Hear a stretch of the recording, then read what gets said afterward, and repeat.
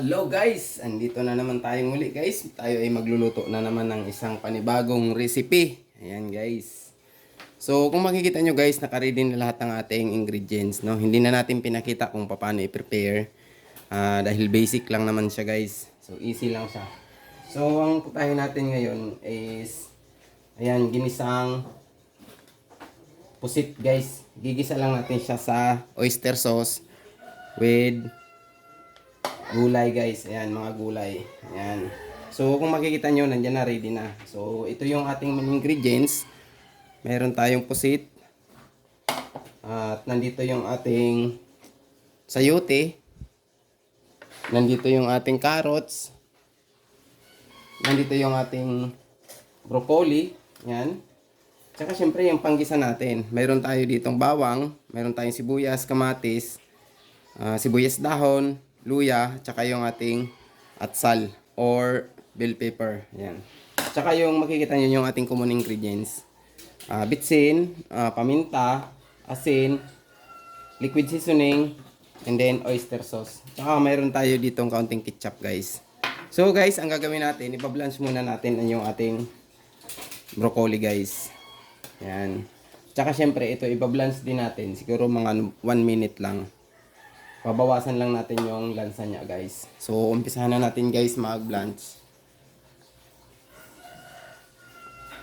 So ayan guys, binablanch na natin yung ating broccoli sa ating mainit na tubig guys. Siguro mga 2 to 3 minutes. Nilagyan lang natin siya ng kaunting asin guys. Pagkatapos nan guys, doon din natin ibablanch yung ating pusit guys na naka-slice. So siguro mga 1 minute. Pwede na yun. So kumaga tatanggalin lang natin yung lansa niya guys. So ayan guys, iahon na natin yung ating blanched broccoli. Ayan guys.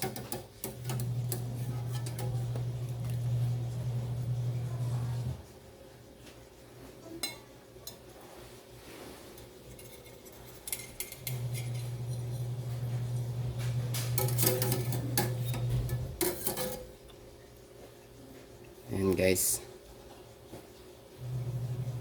So, ngayon mag-proceed tayo sa ating pusit.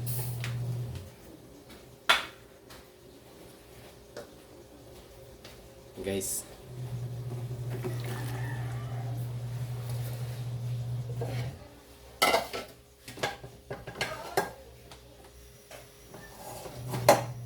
Siguro guys mga 1 minute guys.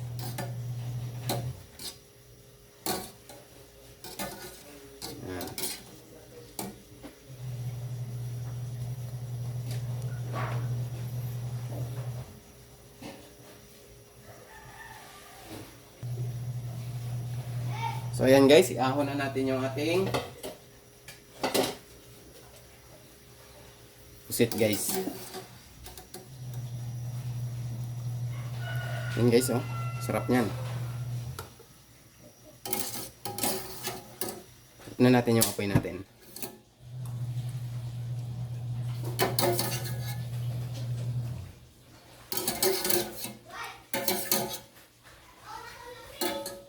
Ito na siya guys, oh. Ayan. So ngayon guys, mag-umpisa na tayo mag-isa guys. So ayan guys, naka-ready na yung ating kawali. Ay magigisa.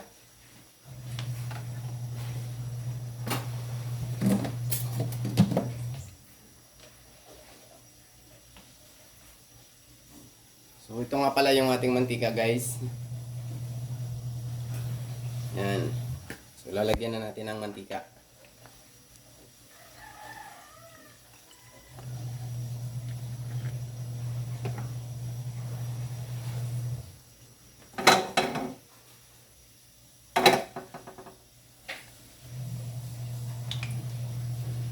So ayan guys, mainit na yung ating kawali. Ilalagay na natin yung ating bawang.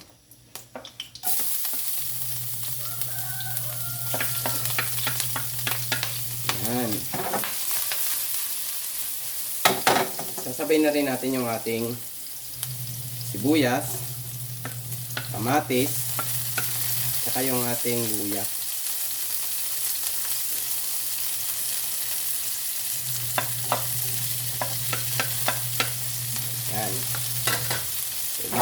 natin guys.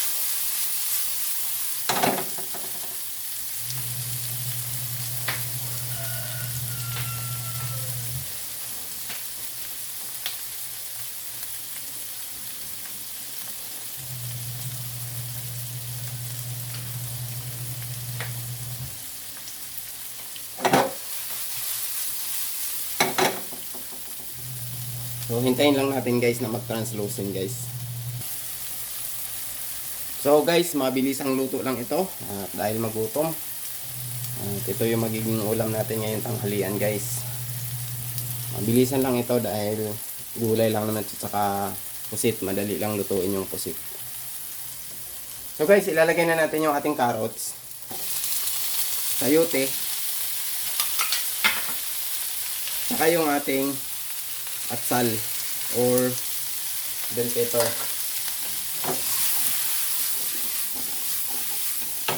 Hinaan lang natin yung apoy. Guys.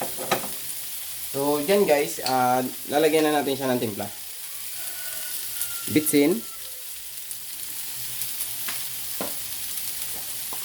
Lalagyan tayo ng paminta.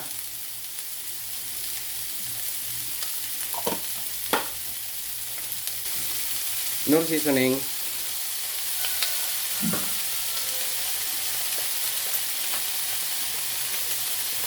Oyster sauce.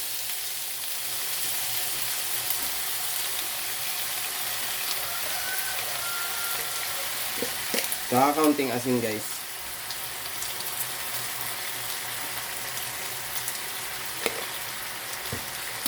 Haluin.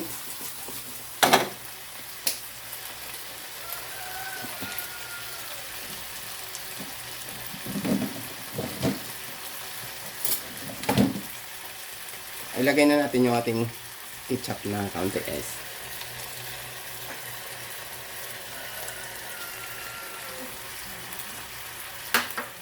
Haluin natin guys.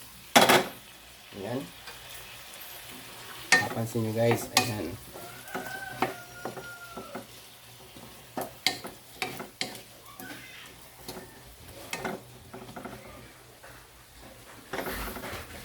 So, hintayin lang natin siya na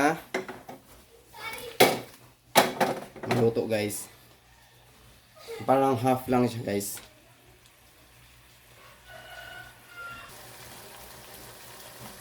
So ayan guys. Ilalagay na natin yung ating broccoli guys. Ayan o. Haluin natin. Kunting kimbot na lang siya guys.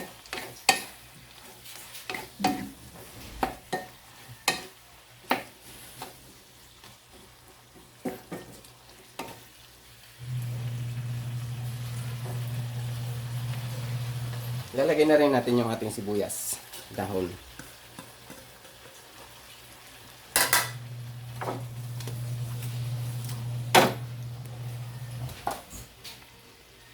At syempre yung ating pusit.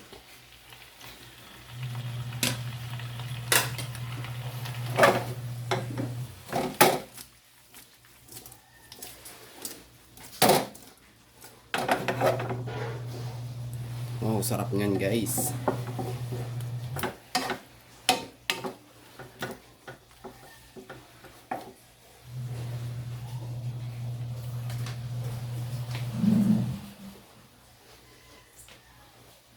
So, titikman muna natin.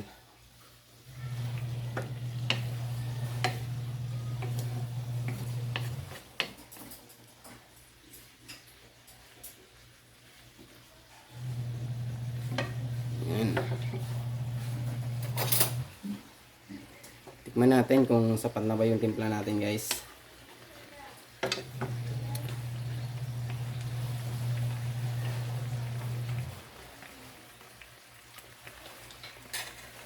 Sarap na. Pero dadagdagan pa natin para lalong masarap. Dagdag tayo ng bitsin guys.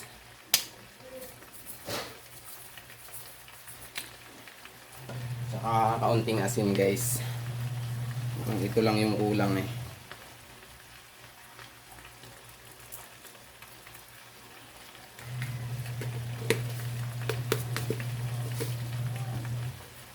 Saka guys, maglalagay tayo ng kaunting cornstarch.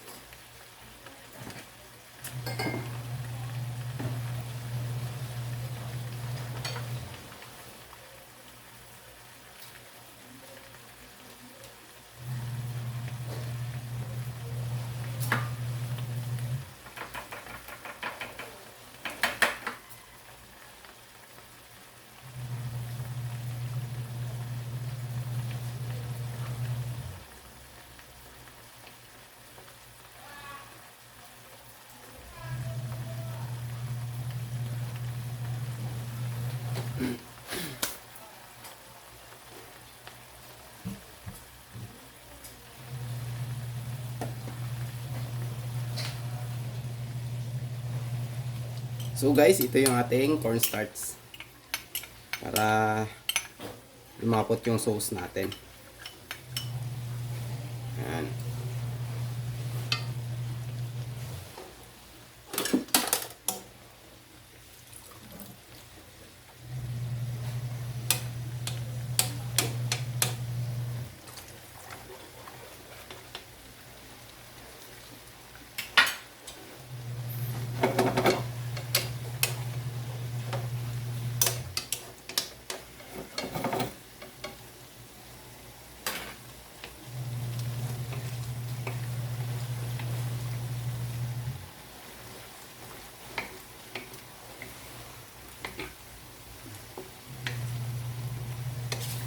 Ayan.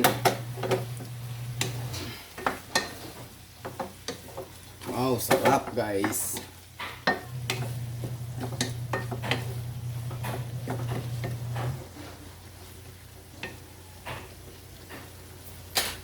Ayan, no? Tatakam na naman kayo sa aming ulam ngayon. Ayan guys. So, final tikim.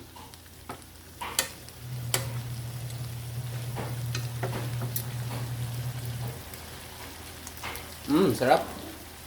So, paano yan guys? Luto na yung aming ulam ngayon. Ayan. No? Gulay. With pusit. Ayan guys. Sarap. So, i-off na natin yung ating apoy guys.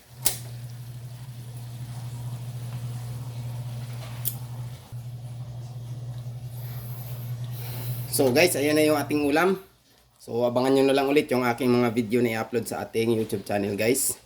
Tsaka sa ating Facebook Reels. Ayan. Oh. So, tara, sabayan nyo kami sa aming tanghalian ngayon. At ito yung aming ulam guys.